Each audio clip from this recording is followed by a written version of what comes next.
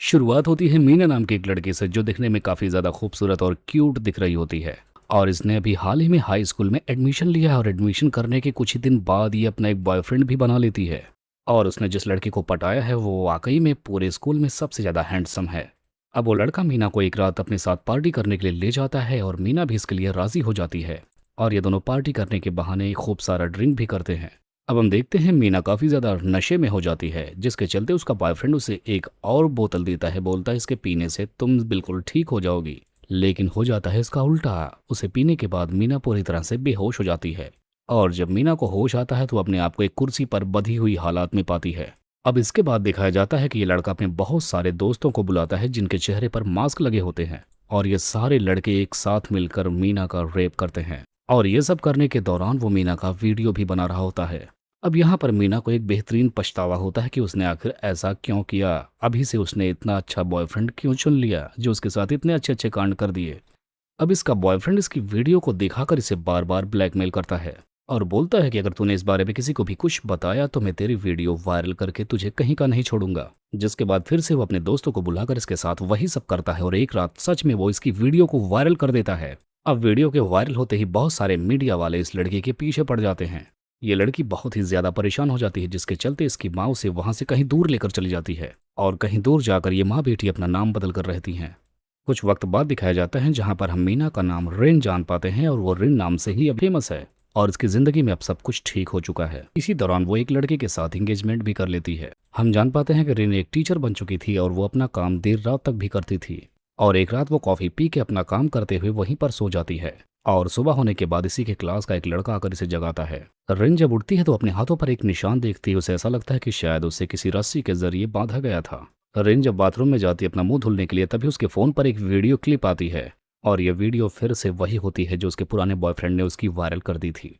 अब इन सबको फिर से रिन इग्नोर कर देती है और अपने घर चली जाती है। और एक रात जब वो अपनी फैमिली के साथ डिनर कर रही होती है इसी दौरान उसके फ़ोन पर बहुत सारे मैसेजेस आने लगते हैं जिसमें फिर से एक बार उसकी बहुत सारी गंदी वीडियोस और फोटोज़ होते हैं। और भेजने वाला अपना नाम मास्टर बताता है। वो बोलता है जो मैं बोल रहा हूँ वो तुम्हें करना पड़ेगा, नहीं तो मैं तुम्हारी फोटोज़ और वीडियोज़ को वायरल कर दूंगा। अब एक दिन जब रेन सारे बच्चों को पढ़ा रही होती है इसी दौरान उसके फ़ोन पर एक मैसेज आता है जिसमें बोला जाता है तुम्हारे पास 10 सेकंड का वक्त है और सारे वीडियोस तुम्हारे क्लास के सारे बच्चों के फ़ोन में होंगे। रिन घबरा जाती है। वो सारे बच्चों से बोलती है कि अपना फ़ोन उठाकर टेबल पर रख दो। लेकिन कोई भी बच्चा अपना फ़ोन रखने को तैयार नहीं था। और ठीक 10 सेकंड के बाद वो वीडियोस एक एक करके सारे बच्चों के फ़ोन पर आने लगते हैं। लेकिन हैरानी की बात तब होती है जब ये वीडियोस रिन की नहीं बल्कि उसी क्लास की एक लड़की की होती है। और वो लड़का जो रिन को आकर जगाता है उसका नाम जिन होता है। उसी की गर्लफ्रेंड की वो वीडियो होती है।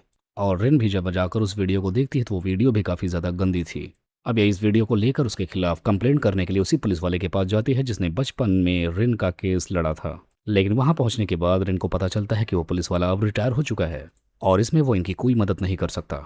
अब रिन सीधा उस लड़की के पास जाती है जिसकी वीडियो वायरल हुई थी। वो लड़की बताती है कि मेरी कोई गलती नहीं है, मैं बहुत टूट चुकी हूँ। रिन उसे बहुत दिलासा देती है और उसके काफ़ी पूछने के बाद वो लड़की उसे बताने को तैयार होती है कि उसके साथ आखिर क्या हुआ था।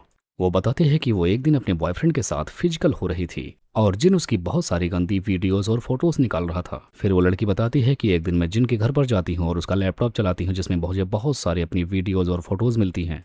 और उसमें बहुत सारे ऐसी फाइल्स थीं जिनमें बहुत सारी अलग अलग लड़कियों के वीडियोज और फोटोज थे। और उसे देखकर उसके होश ही उड़ जाते हैं। और अब गुस्से में आकर ये वो सारी वीडियोस की फाइल्स को डिलीट कर देती है। और ये बात जब जिन को पता चलती है तब वो इस लड़की पर काफ़ी ज़्यादा गुस्सा करता है। अब इतना सब कुछ सुनने के बाद रिन समझ जाती है कि यह सब कुछ उसका बॉयफ्रेंड जिन कर रहा है। जिसके बाद से वो जिन का पीछा करने लगती है। पीछा करते हुए जिन का वो एक दिन एक क्लब तक पहुंच जाती है लेकिन इस दौरान जिन भी उसे देख लेता है और वो अपने दोस्तों को लेकर रिन का पीछा करने लगता है। तब तक वही पुराना पुलिस वाला वहां पर आकर रिन को एक बार फिर से बचा लेता है।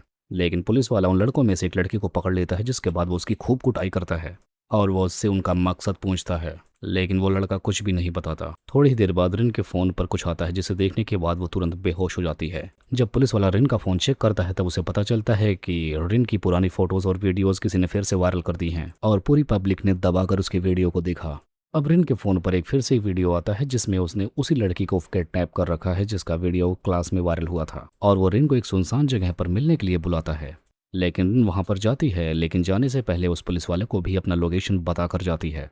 अब रिन के वहां पहुंचने पर ये लोग उसे एक ड्रिंक पिलाते हैं, जिसे पीने के बाद रिन पूरी तरह से मदहोश हो जाती है। लेकिन तभी वो वहां पर मौजूद जिन नाम के लड़के को पहचान लेती है। वो बोलती है मेरे साथ जो करना हो कर लो, लेकिन इस लड़की को यहाँ से जाने दो। लेकिन वहां पर एक नज़ारा ऐसा होता है जिसे देखने के बाद रिन के होश उड़ जाते हैं। यहाँ पर उसे पता चलता है वो जिस लड़की को बचाने के लिए यहाँ पर आई थी वही इन सबकी लीडर है, यानी वही ब्लैकमेल करने का सारी लड़कियों को काम करती है। अब रिन को बचाने के लिए वो पुलिस वाला भी वहां पर आता है, तो ये लोग उसे भी पकड़कर वहीं पर बांध देते हैं। लेकिन वो पुलिस वाला भी अपने साथ कुछ बैकअप लेकर आया था और बहुत सारी पुलिस आकर इन सबको यहाँ पर पकड़ लेती है। अब पुलिस इन बच्चों के जरिए मास्टर के लोकेशन का पता लगाती है, यानी जो व्यक्ति इन सारे वीडियोस का मालिक होता है, जो इन बच्चों से काम करवाता है और इन्हें इसके बदले में बहुत सारे पैसे देता है। अब उस मास्टर का लोकेशन पता चलते ही सारे पुलिस वाले उस तरफ निकल पड़ते हैं।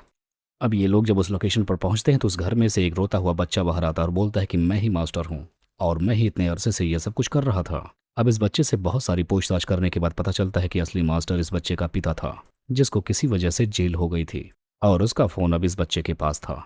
और इस बच्चे को भी पता चल गया था कि उसका पिता क्या काम करता था। लेकिन हैरानी की बात यह थी कि इस छोटे से बच्चे ने भी वही काम शुरू कर दिया था जो इसका बाप करता था। जिसके बाद इस बच्चे को बाल सुधार केंद्र भेज दिया जाता है और बस इसी को दिखाते हुए इस कहानी का यहीं पर एंड हो जाता है।